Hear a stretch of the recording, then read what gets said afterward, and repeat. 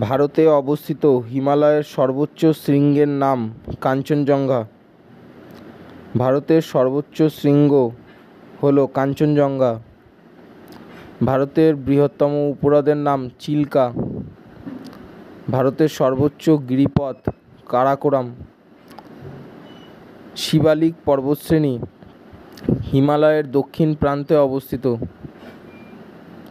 থর মরুভূমির চলমান বালিয়াড়িকে বলে ধ্রিয়ান। মরুস্থলী শব্দের অর্থ মৃতের দেশ।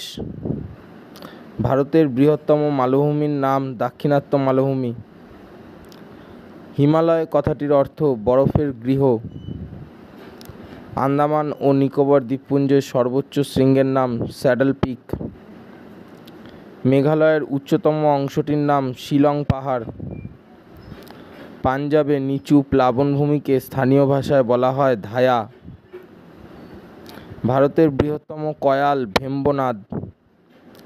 পশ্চিম হিমালয়ের হিমবাহ সৃষ্ট হ্রদগুলিকে বলে তাল। পশ্চিম হিমালয়ের তাল বলতে বোঝায় হ্রদ বা জলাভূমিকে।